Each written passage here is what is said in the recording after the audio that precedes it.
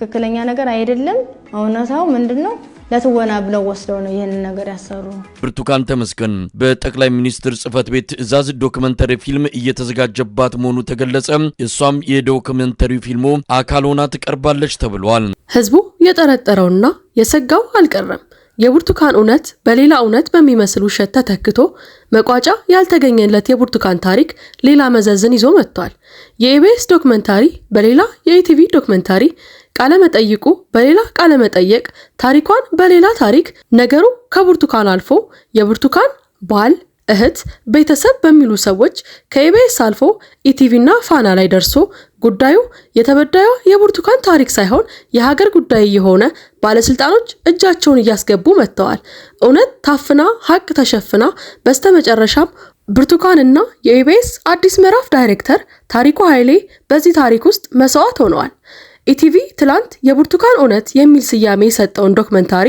አዘጋጅቶ ለተመልካች አቅርቧል ነገር ግን በዶክመንታሪ ውስጥ ቃለ መጠይቅ የሚሰጡ ሰዎች ግራ መጋባትና ፊታቸው ላይ የሚታየው ፍርሃት ባልና ሚስት ነን ብለው የቀረቡት ብርቱካንና ባለቤቷ የሰጡት እርስ በርስ የሚጣረስ ቃለ መጠይቅ በመሆኑ በዶክመንታሪው ጀርባ ያለውና የብርቱካን ባለቤት አቶ ስማቸው ሹመት እናትና አባቷም በህይወት አሉ አልሞቱም እኔ ነኝ የማኖራት ተደፍሬ ነው ያለችው ውሸት ነው የልጁ አባትም እኔ ነኝ በፍጹም አልተደፈረችም ምስክርነቱን ሰጥቷል ኢቲቪ የሰራውን ዶክመንታሪ እየዳሰስን የሰጡትን የተዛባ ቃለ መጠይቅ እንመለከታለን ብርቱካን በድንግልና ነው ያገባችው ወይስ አርግዛ ብርቱካን የተወለደችበት አካባቢ እጇነሲ ወይስ ስናን ዶክመንታሪው ስህተት ከሆነና መታረም ከነበረበትም መቅረብ የነበረበት በራሱ በኢቢኤስ የቴሌቪዥን ጣቢያ ነው ወይስ በተለያዩ የመንግስት ሚዲያዎች እነዚህ ጥያቄዎችም እውነትን የደበቁ ሆነው አግኝተናቸዋል በዚህ ዶክመንታሪ ላይም የደም ነጋዴዎች እያለ ሲያነሳት የነበረው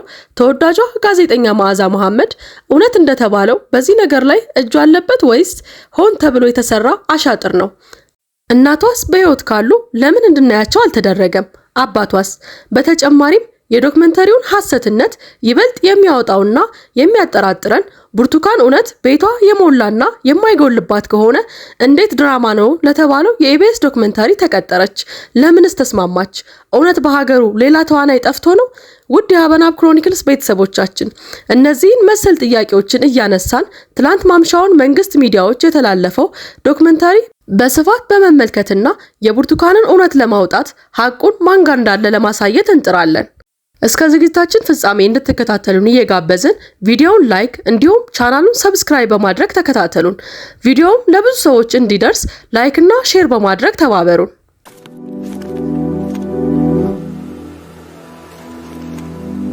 ሐሙስ ምሽትም ለህዝቡ እውነትን አውጥቻለሁ ብሎ መንግስት የሰራው ዶክመንታሪ ከመለቀቁ በፊት በርካታ ግለሰቦች ማለትም ኢቢኤስ ውስጥ የሚሰሩ የአዲስ ምዕራፍ አዘጋጆችና ራሷ ብርቱካንን አስረው የተለያየ የመንግስት አካላትም መግለጫዎችን ሲሰጡ ነበር በተጨማሪም ኢቢኤስ የሰራው ዶክመንታሪ ሐሰት ነው እውነቱ ይሄ ነው በማለትም ዶክመንታሪ እየሰሩ እንደነበር ቀደም ሲል በወጡ መረጃዎች ተመልክተናል በዚህም ያገዛዙ ተቃራኒ ናቸው እስከተባሉ ግለሰቦች ድረስ ጥርጣሬ እንደነበር እናውቃለን የአዲሱ ዶክመንታሪስ ምን ያህል የእሁዱን ዶክመንታሪ ቀለበሰው በዚህ ዶክመንታሪ የብርቱካንና የባለቤቷ ሰርግ ተብሎ በወጣው ቪዲዮ ላይም ያየነው ምስል እሁድ ዕለት ካየናት ብርቱካን ፍጹም የተለየች ናት ከዚህም በተጨማሪ የሰርጋቸው ፎቶ ጎን ላይ የአረበኛ ጽሑፍ ተመልክተናል ይህም አንድ ጥያቄ ያስነሳ ጉዳይ ነው ሁለቱም ባልና ሚስቶች የክርስትና እምነት ተከታይ ናቸው ስለዚህ ግድግዳው ላይ ያለው ጽሑፍ ጥያቄን ይፈጥራል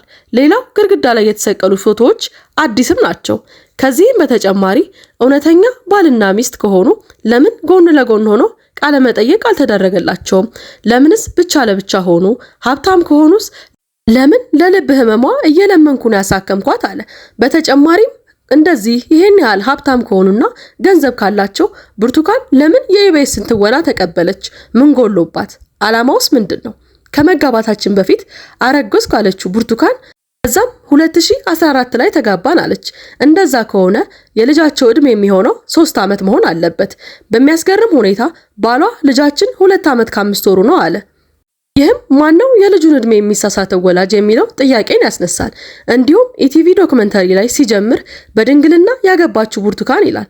ይህም በአንድ ጊዜ ከብርቱካን ከራሷ ከባለቤቷ እንዲሁም ዶክመንታሪውን ከሰሩ ሰዎች የተለያየ ንግግርን ተመልክተናል። ብርቱካን አርግዤ ነው ያገባው ስትል ኢቲቪ ደግሞ የለም አርግዘሽ አይደለም ያገባሽው በድንግልና ነው የተጋባሽው ይላታል። ይህም እጅግ ጥያቄ የሚያስነሳ ጉዳይ ሆኗል።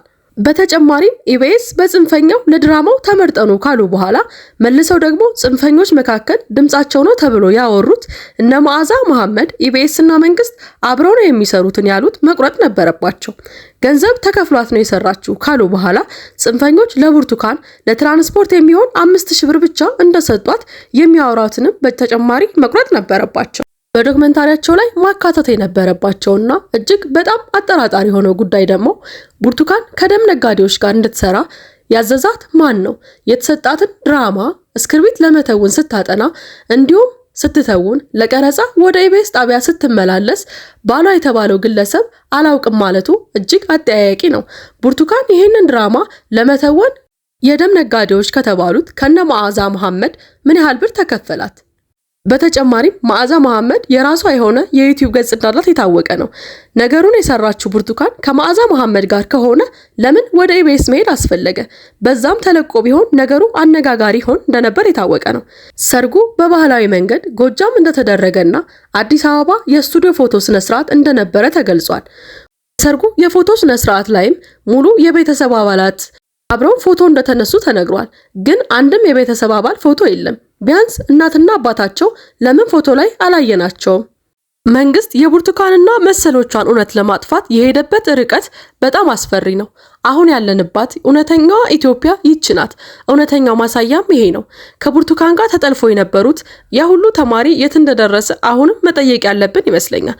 በተጨማሪም መንግስት ያ ሁሉ ተማሪዎች ሲጠለፉ መግለጫ ያልሰጠውንና ያን ያህል እነሱ መናገር ፍላጎት ያልነበረው አሁን ላይ ዶክመንታሪ ሰርቶ እስከ ማስተባበል ያደረሰው ጉዳይ ምንድነው? ኢትዮጵያ ያለችበት አሁናዊ ሁኔታን ግልጽ አድርጎ የሚያሳየን እንደሆነ የሚታይ እውነት ነው። በተጨማሪም ደምቢዶሎ ዩኒቨርሲቲ ተማሪዎቹ ሲታገቱበት አንድም መግለጫና ፍለጋ ያላደረገው ዩኒቨርሲቲ አሁን ላይ ስሙ ሳይነሳ ብርቱካን ኢቢኤስ ላይ በተደረገው ዶክመንታሪ አንዴም ቢሆን የተማረችበት ዩኒቨርሲቲ እንዳልጠቀሰች የታወቀ ነው። ነገር ግን ደምቢዶሎ ዩኒቨርሲቲ ስራው እንዳለበት ስለሚያውቅ ስላወቀ መግለጫውን ይዞ ወጥቷል። ስሙ ሳይጠራ ያወጣው መግለጫ ቃል በቃል እንዲህ የሚል ነበር። በቀን 14 7ኛ ወር 2017 ዓ.ም በኢቢኤስ ፕሮግራም ላይ በተደረገ ቃለ ምልልስ ብርቱካን ተመስገን ከበደ የተባለች በ2013 ዓመተ ምህረት የትምህርት ዘመን ደምቢዶሎ ዩኒቨርሲቲ ሁለተኛ ዓመት የፋርማሲ ተማሪ ነበርኩ በማለት የሰጠችው ሐሳብ ስህተት መሆኑንና የዩኒቨርሲቲው የፋርማሲ ትምህርት ሲሰጥ በ2013 ሁለተኛ ዓመት ተማሪ እንዳልነበር ይገልጻል። ስለሆነም ይህ ድርጊት በጣም ኃላፊነት የጎደለውና ምንም አይነት ማስረጃ የሌለው ስለሆነ ግልጽ የሆነ ስም ማጥፋትና የዩኒቨርሲቲያችንን ስም የሚያጎድል ስለሆነ ኢቢኤስ ይህንን ውንጀላ እስካልተቀበለ ድረስ ዩኒቨርሲቲው ጉዳዩን ወደ ፍርድ ቤት እንደሚወስድ ይገልጻል። ደምቢዶሎ ዩኒቨርሲቲ ይህንን አይነት መግለጫ ነበር የሰጠው። ይህንን ከማድረግ በፊት መጀመሪያ ተማሪዎቹ ሲጠፉ ኃላፊነቱን ወስዶ ፈልጎ ቢሆን ምናልባትም ካላገኛቸው ማሳወቅ እየቻለ እውነቱን ለማጥፋት የሄዱበት ርቀት በጣም አስፈሪ ነው። በጣምም ያስፈራል። የሴቶች ጥቃት በሚበረታባት ሀገራችን ኢትዮጵያ ይህንን ያህል መረጃን ለማጥፋት በመንግስት ደረጃ እንደዚህ መንቀሳቀስ ተጀመረ። አሁን ላይ ሴቶች ጥቃት ሲፈጸምም ይሄን ጥያቄ ይዞ ወደፊት መውጣት እጅግ አስፈሪ ነው። ምክንያቱም የሚሰጠው ምላሽ ምንም ስላልሆነ ማለት ነው። እኛ ግን እንደ ህዝብ መጮህ አለብን ሁላችንም ቢሆን። በተጨማሪም በርካታ መግለጫዎች የወጡበት ይህ የብርቱካን ጉዳይ አሁንም መጨረሻውንና እልባቱን ያገኘ አይመስልም። እናንተም ውድ የሀበናብ ክሮኒክልስ ቤተሰቦች ተመልካቾቻችን፣ ስለዚህ ስለ ብርቱካን ጉዳይ እውነታውን ራሳችሁ ፈርዳችሁ አስተያየታችሁን በኮሜንት ሴክሽን ላይ እንድታስቀምጡልን በትህትና እንጠይቃለን። ሀበናብ ክሮኒክልስ እንዲህ ያሉ ወቅታዊ፣ ማህበራዊ፣ አዝናኝ፣ አስተማሪ የሆኑ እንዲሁም የታዋቂ ሰዎችን ግለ ታሪክ እየዳሰሰ ወደ እናንተ የሚያደርሰውን ቻናላችንን ሰብስክራይብ በማድረግ ቤተሰብ ይሁኑ። ሌላ ጊዜ የምንለቃቸው ቪዲዮዎች ቶሎ እንዲደርሱ የደወል ምልክቷን መጫን አይርሱ። መልካም ጊዜ።